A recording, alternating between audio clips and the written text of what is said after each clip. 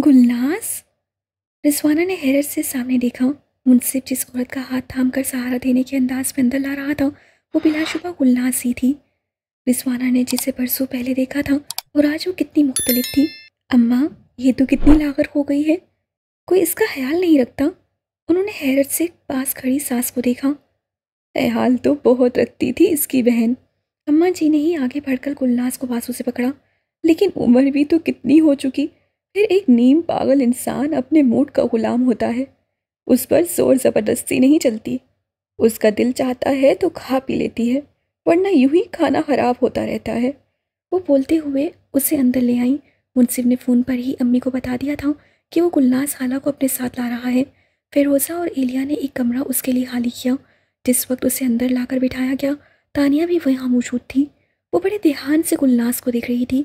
एक अजीब व गरीब किरदार कि जिसके मुतालिक वसीला की रोहदात में बहुत कुछ सुनने को मिला था, जिसका एक धुंधला सा हाका तानिया के जहन ने तरतीब दे दिया था। गुलनाज उसके हाके से अगरचा बहुत हद तक मुशाबा थी, लेकिन तानिया की हैरत उस वक्त किसी और वजह से थी। वो बहुत ध्यान से गुलनार की हरकत और सनाकात को देख रही थी। नई जगह और चेहरों के बीच उसकी झिझक, आंखों का घबराया सा तासुर तानिया को कुछ सोचने पर मजबूर कर रहा था। क्या देख रही हो तानिया?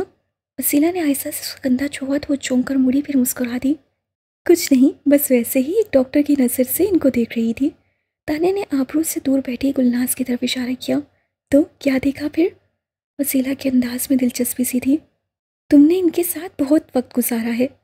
वसीला, तो क्या मैं कुछ पूछ सकती हूँ? वो बात करते बाहर निकल आए। शोर, इजाज़त लेने की बात नहीं है, पूछे। वो दोनों चलते हुए वसीला के कमरे में आ गई। क्या ये बातचीत करती हैं? नहीं। वसीला ने सर नफ़ी में हिलाया। चुप करके बैठी रहती थी, कभी ज़ोर ज़ोर से हिलने लगती, कभी हंसने लगती, कभी अचानक हमलावर हो जाना, लेकिन बोलना तो कभी नोटिस नहीं किया। तुमने कभी इससे बात करने की कोशिश की? सच कहूँ तानिया तो हाँ, मेरा बहुत मर्तबा ये दिल चाहा कि बजाय डरने के क्यों ना इसे दोस्त बना लिया जाए, लेकिन मेरी मजबूरी ये थी कि मैं कैद में थी, बाहर मुस्तकिल ताड़ा पड़ा होता था। मैं सिर्फ इसी डर से अपनी सोच पर कभी अमल नहीं कर पाई कि अगर बातचीत का नतीजा कुछ खतरनाक निकला तो मेरे पास बच निकलने की कोई राह नहीं है। बस इसीलिए मुकम्मल गुरेज और खामोशी इख्तियार किए रखी। ये बात तो तुम्हारी सही है, तानी ने मताना से सर हिलाया। ये बात आपके जहन में क्यों आई तानिया? हाँ है एक वजह, लेकिन अभी कुछ वाज़ह नहीं है। मैं मुंसिफ से मशवरा करके कुछ बता सकती हूँ। मुंसिफ से? क्यों? वसीला ने चौंक कर तानिया को देखा। उसे समझ में नहीं आया कि मुंसिफ तो बाहर का बंदा था। गुलनाज से मुतल्लिक मशवरा तो घर के किसी फर्ज से लेना चाहिए, जैसे दादी या उसकी अम्मी। वो ताने कुछ देर के लिए गड़बड़ाई। वो असल में मुंसिफ उन्हें साथ लाया है ना अपनी जिम्मेदारी पर। तो ताने को बर वक्त जवाब सूझा तो वसीला ने भी सर हिला दिया। जी शफकत साहब, सब खैरियत? मुंसिफ ने एएसपी थाना की तरफ से कॉल आती देखी तो मोबाइल कौन से लगाते एक साइड पर निकल आया। हाँ, कह सकते हो खैरियत है। शफकत का लहजा कुछ ढीला सा था। मुंसिफ मुकम्मल उसकी तरफ मुतवज्जा हो गया। दरअसल अरहम खान ने वकील मुकर्रर कर दिया है और बुरी खबर यह है कि उसने उल्टा तुम पर केस फाइल कर दिया है। मुझ पर? कैसा केस? मुंसिफ हमतन मुतवज्जा था। अरहम का कहना है कि मुंसिफ की नज़र शादी से पहले उसकी बीवी वसीला पर थी और इसी वजह से वो उसके ज़ाती मामलात में मदाखलत कर रहा है। वसीला को उसकी तरफ से बदगुमान करने में सारा हाथ मुंसिफ का है और यही वजह है कि वो वसीला के घर पर उसके साथ रह रहा है। अच्छा? मुंसिफ को सुनकर हैरत हुई। और ये बात अरहम खान तक कैसे पहुंची कि मैं यहाँ रहता हूँ, मतलब वसीला के घर पर? उसके वकील ने तुम्हारे मुतालिक मालूमात हासिल करवाई तो उसके इल्म में आई ये बात। क्या वाकई ऐसा है मुंसिफ? शफकत को भी सुनकर हैरत सी हुई। हाँ ऐसा है, लेकिन इसकी एक वजह है। मैं कुछ शवाहिद वगैरह के साथ 1-2 रोज़ में पहुँचता हूँ। और वो रुका। अरहम का अपनी चित्राली बीवी के मुतालिक क्या कहना है? कहता है पहली बीवी ने रोज़े अव्वल से एक फासला बनाए रखा, इसलिए कुछ 1.5 महीना पहले दूसरी शादी की नौबत आई। हालांकि ये तो अगले ही रोज़ चित्राल निकल गया था। हाँ, यहाँ उसने हेरा फेरी से काम लिया और अपनी दूसरी शादी को 1.5 महीने पहले शो कर रहा है। ओके, मैं आकर इन सब मामलात को देखता हूँ। जल्दी आना, वो लोग ज़मानत के लिए हाथ पैर मार रहे हैं। ज़्यादा इम्कान यही है करवा ही लेंगे। मुंसिफ ने कॉल ऑफ करके अगला नंबर मोमिन का मिला लिया। क्या ये वाकई एक नॉर्मल लड़की थी दादी? आपको यकीन है? گلناز کا باغور مشاہدہ کرنے کے بعد تانیہ کی حیرت بچا تھی۔ میرا مطلب ہے کیا پتہ وہ بظاہر ٹھیک دکھائی دیتی ہو لیکن ذہنی طور پر بہت کمزور ہو۔ نہیں بیٹا، گلناز کو میں 12-13 برس کی عمر سے بہت ہی قریب سے دیکھتی آئی ہوں۔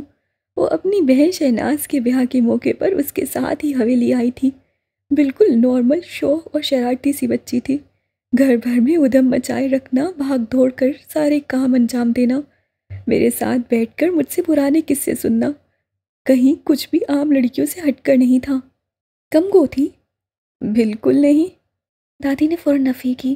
ہر وقت ہنسنا، مسکرانا اور باتوں کی پٹاری کھولے رکھنا، کم گو تو بالکل نہیں کہہ سکتے۔ عجیب بات ہے ویسے۔ وہ گردن موڑ کر کمرے کے اس انتہائی کونے کی طرف دیکھنے لگی جہاں سمٹ کر بیٹھی گلناز ارد گرد تو کیا پورے جہاں سے بے خبر دکھائی دیتی تھی۔ تانیہ اپنی جگہ سے اٹھ کر گلناز سے قریب آئی اور پھر وہیں نیچے ہی فرش پر اس کے سامنے بیٹھ گئی۔ گلناز سے پلکیں جھپکیں جیسے اسے اپنے سامنے کسی کی موجودگی کا ادراک تو ضرور ہوا تھا لیکن اس سے داستہ دیکھنے سے گریز کیا۔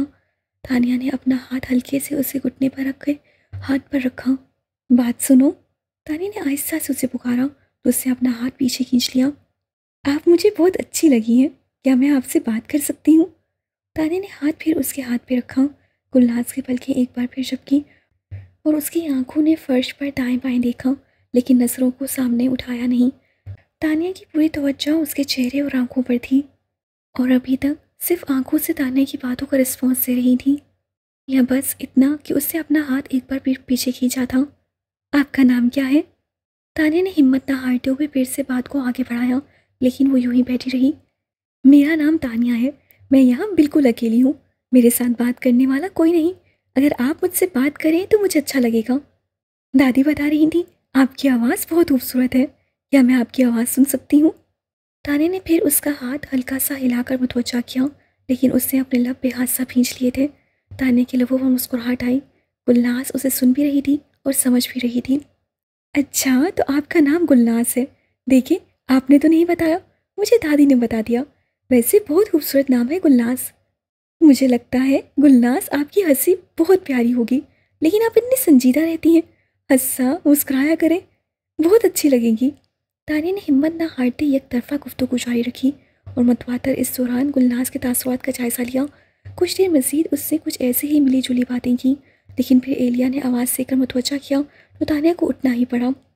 اچھا گلناز، میں پھر آؤں گی، آپ سے باتیں کر کے مجھے بہت اچھا لگا۔ وہ مسکرا کر اسے دیکھتی وہاں سے اٹھائی۔ دادی نے مسکرا کر سر نفی میں ہلایا۔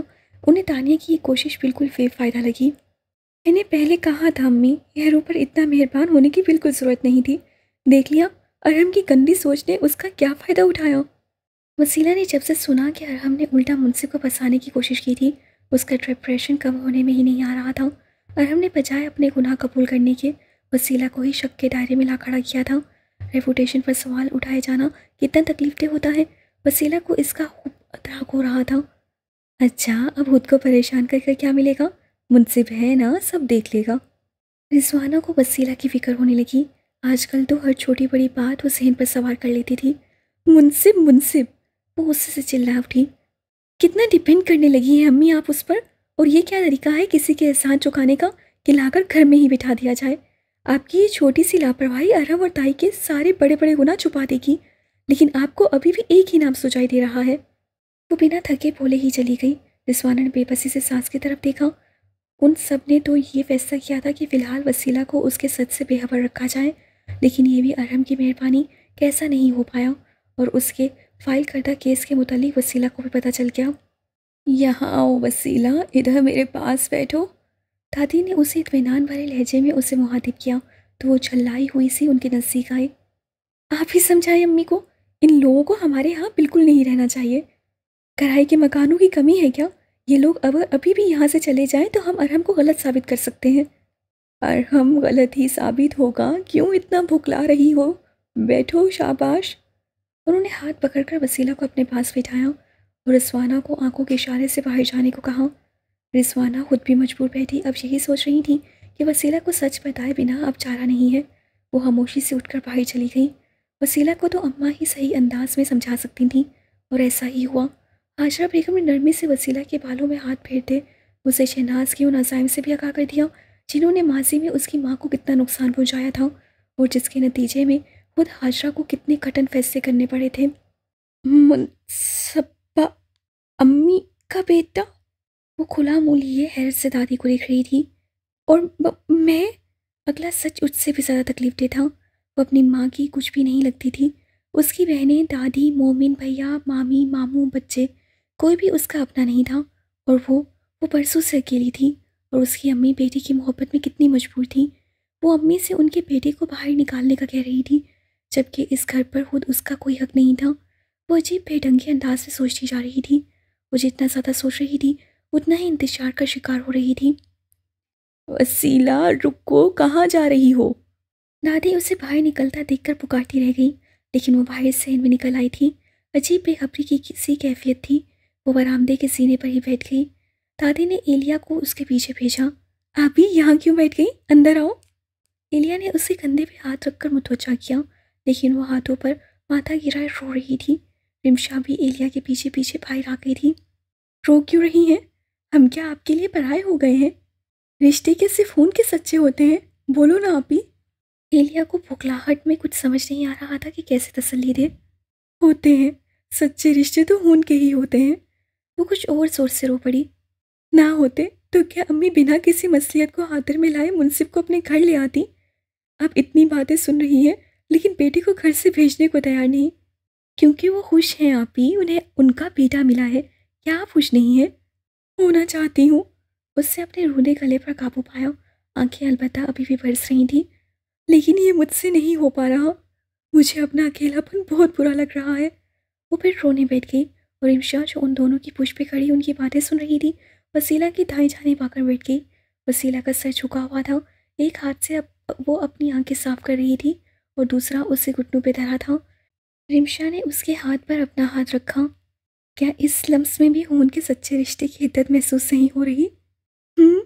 وسیلہ نے روتی پلکیں اٹھا کر تعجب سے دائیں طرف بیٹھی رمشا کی طرف دیکھا۔ کچھ دیر تک وہ عجیب خالی خالی نظروں سے رمشا کو دیکھے ہی گئی، جیسے اسے رمشا کی بات ہی سمجھ نہ آئی ہو، یا جیسے اس کا اس پہلو پر دھیان ہی نہ گیا ہو۔ رمشا اور میمونہ آپ کی سگی بہنیں ہیں آپ ہی، آپ کا اپنا خون؟ ایلیا نے اس مرتبہ مسکرا کر یاد دلایا۔ ہاں، اور خوش صرف یہ لوگ ہی نہیں، ہم بھی ہوئے ہیں وسیلہ، ہمیں بھی تو اللہ نے بہن دی ہے۔ اور دکھی صرف تم نہیں کہ تم نے بہت سے سگے رشتے شکلس کھو دیے، ہم بھی ہیں کہ ہم نے اپنا سگا بھائی کھویا ہے۔ رمشا نے بظاہر مسکراتے ہوئے کہا، لیکن آدھے جملے میں ہی اس کی پلکیں نم بھی ہو گئیں اور وسیلہ نے بے اختیار جذباتی ہو کر رمشا کو اپنے گلے لگا لیا۔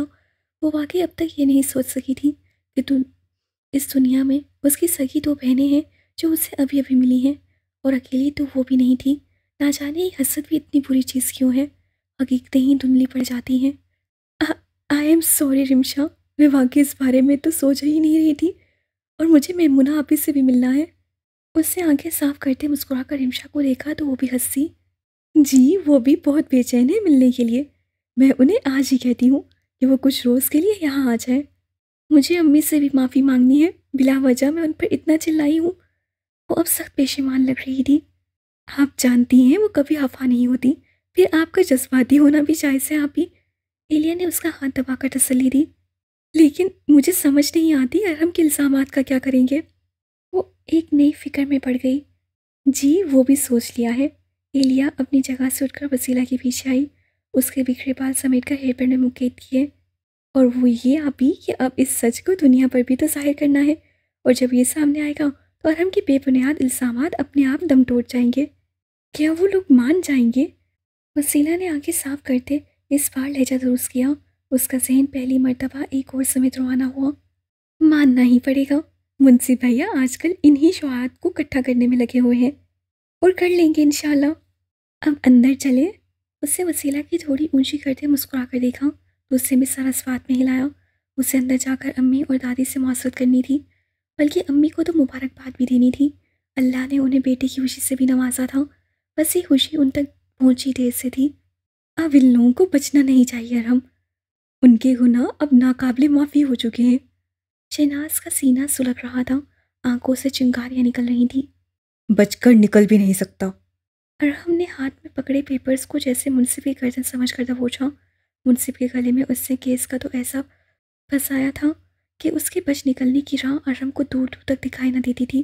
اسے یقین تھا मुंसिफ वसीला का रिश्ता मांगने की बात को झुठला नहीं सकता, क्योंकि देखने वालों ने देखा था कि वसीला के जख्मी होने के मौके पर भी वो थाना आ पहुंचा था, हॉस्पिटल में भी मौजूद था, और उसे यहाँ से निकाल ले जाने में भी उसी का हाथ था। और अब उनके घर किराएदार बनकर रहने की हरकत तो जैसे अपने पाँव पर आप कुल्हाड़ी मारने वाली हरकत थी। और गुलनाज को भी अब जल्द अज जल्द वापस ले आओ, और हम ना जाने मेरी बहन वहाँ किस हाल में है और ये कमबख्त उसे किस मकसद के तहत ले गए हैं। शहनाज को अचानक एक ख्याल ने परेशान किया तो वो सब तशवीश में उठकर अरहम के नज़दीक आई।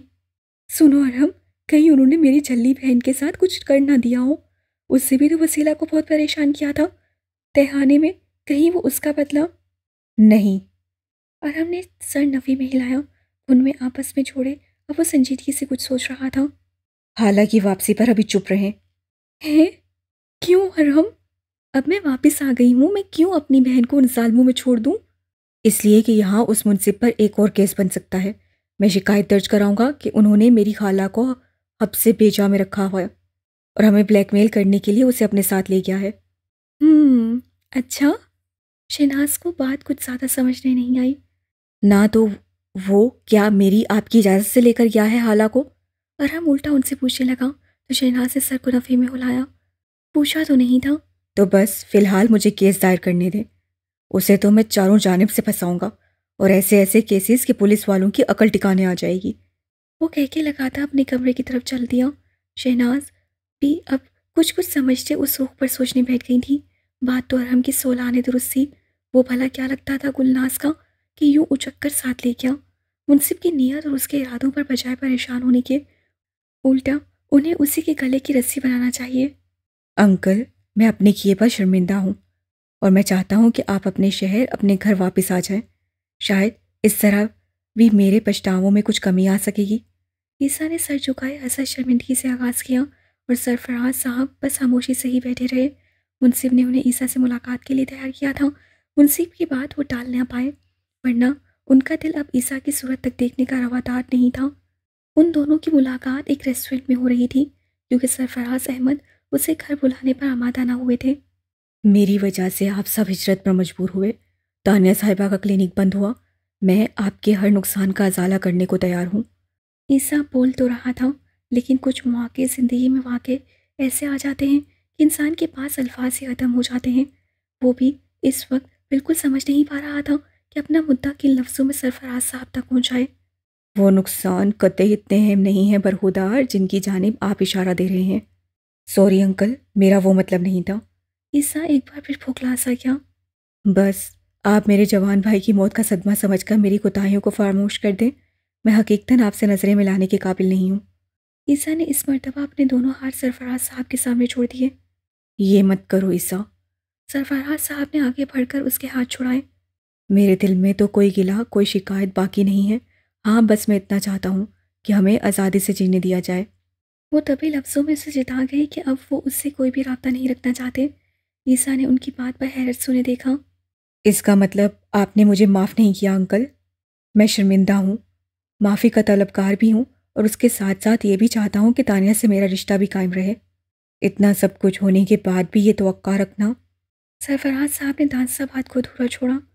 अंकल, मैं समझ सकता हूँ आपके खदशात बिल्कुल बचा है, लेकिन मैं हर किस्म की गारंटी देने को तैयार हूँ और मैं यकीन दिलाता हूँ कि आइंदा आपको कभी शिकायत का मौका नहीं मिलेगा।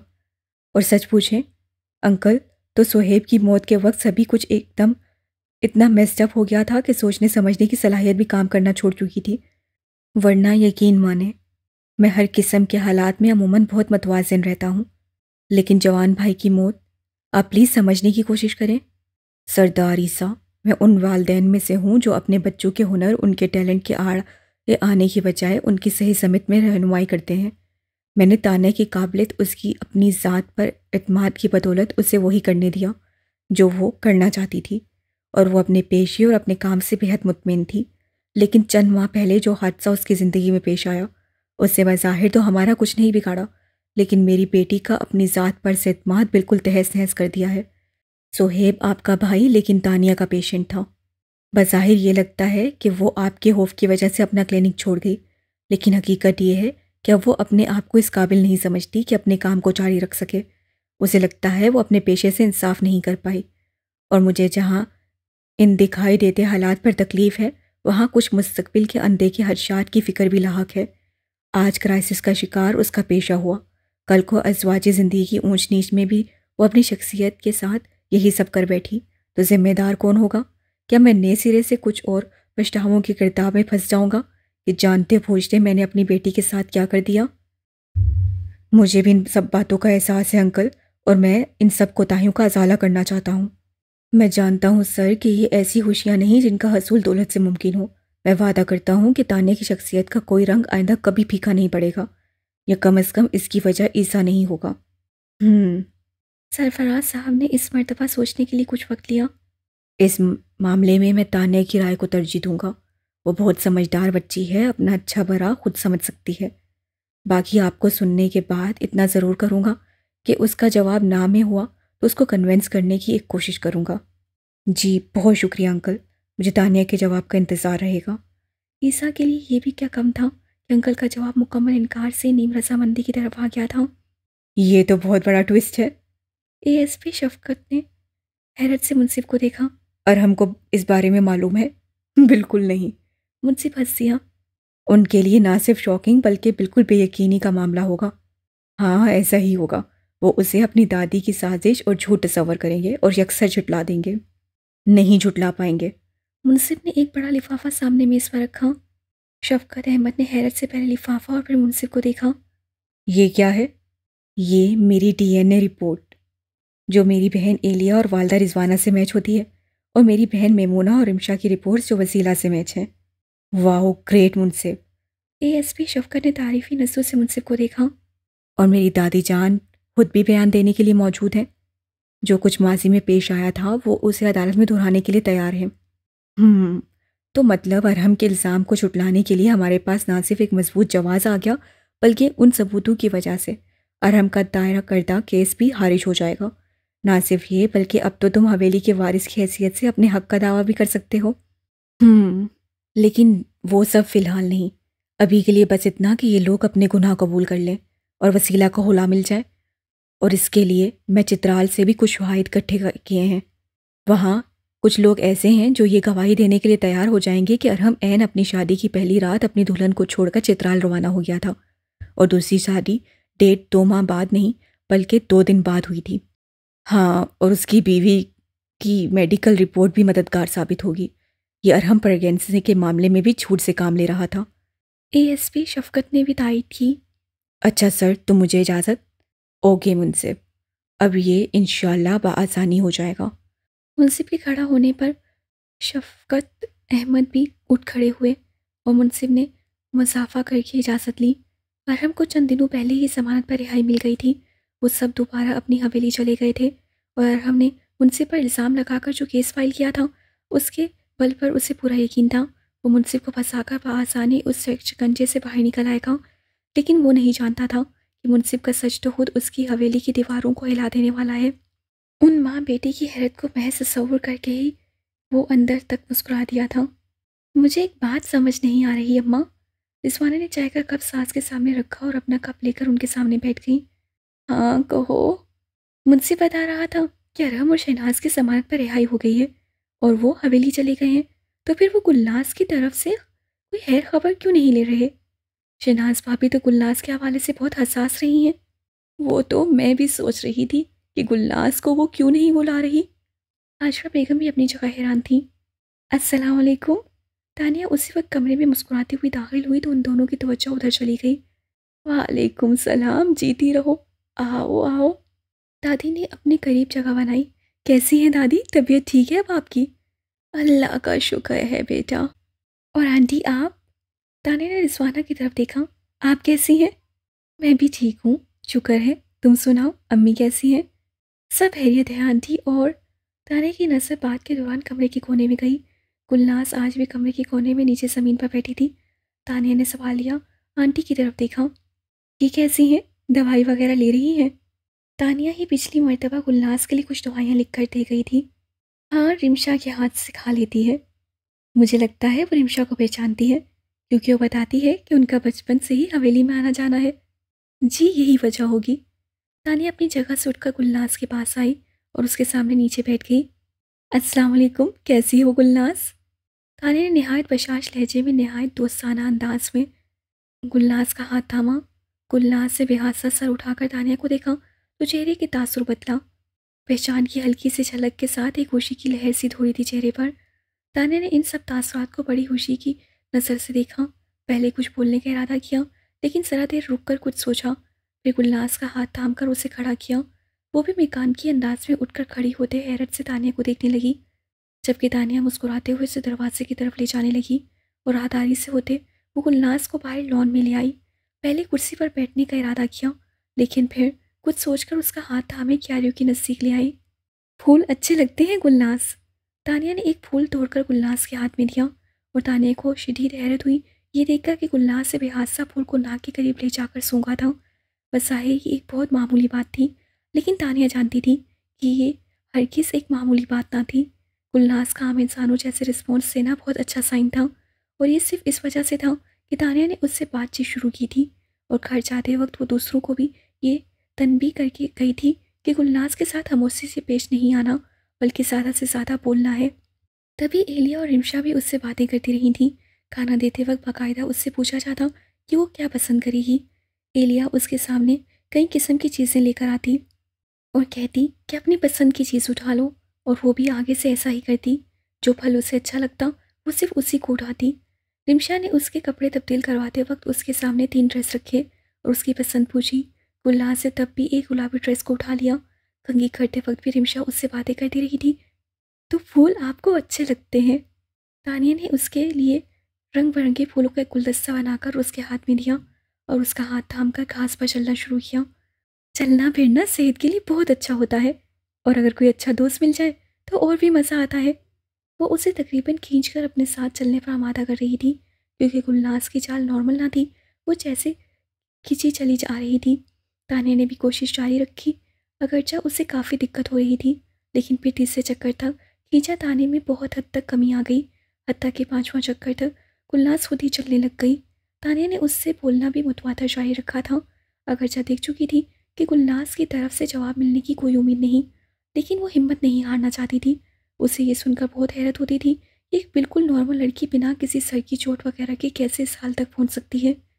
जहाँ तक उसकी स्टडी बताती थी, तो ये जुमूद की कैफियत हो सकती थी, जिसको तोड़ने के लिए दूसरों को कोशिश करना पड़ती है, या फिर कोई इतना शदीद सदमा जो इंसान को अंदरूनी तौर पर पूरी तरह तोड़ फोड़ देता है, और उससे निजात के लिए भी ज़ाहिर है कि इलाज होते हैं। वो गुलनाज को लिए बहुत देर तक चलती रही। तभी मुनसिफ अपने ऑफिस से आता दिखाई दिया। वो घर के बैरूनी बाड़ वाले ओपन लॉन में थी।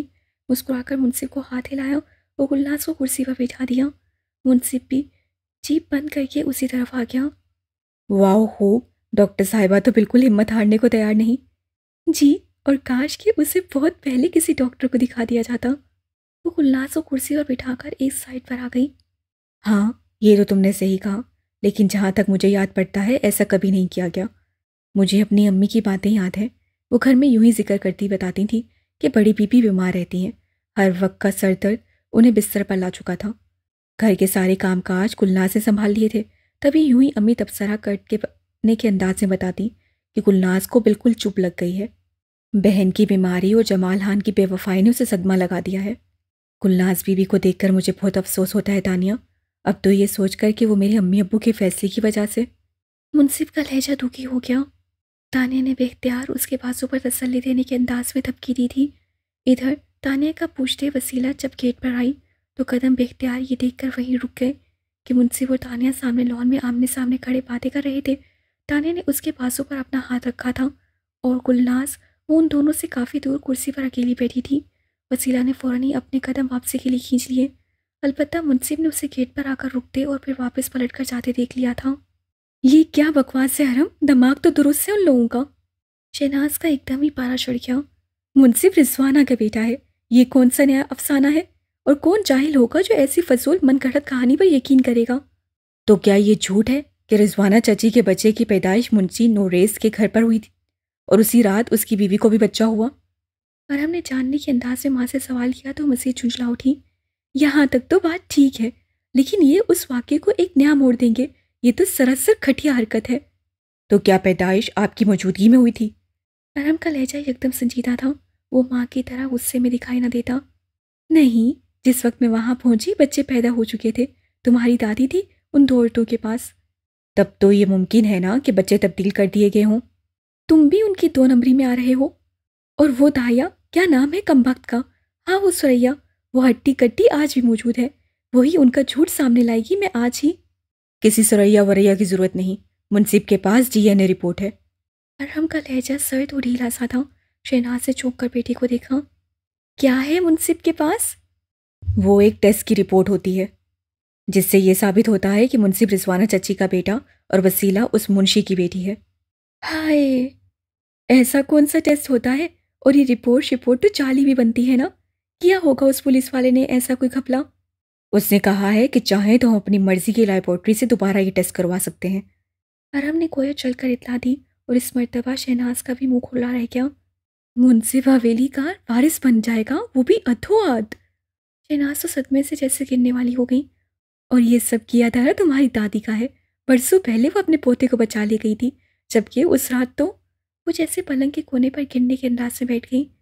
उस रात क्या? अरहम चौंका। उस मनहूस के बेटे का पत्ता तो मैं उसी रात साफ करने वाली थी। एक बरादा फरोश को रकम भी हवाले कर दी थी। अरे, इसी दिन से तो बचना चाह रही थी। इस करोड़ों की जायदाद का तुम्हें अकेला वारिस बनाने के लिए तो सारा चक्कर चलाया था। मैं भला उस बाहिर वाली मेरी बहन का हक गस्ब करने वाली की औलाद को क्यों हमारे हक हलाल की दौलत पर कब्जा करने देती? लेकिन ये बुढ़िया इस मामले में भी अपनी चाल चल गई।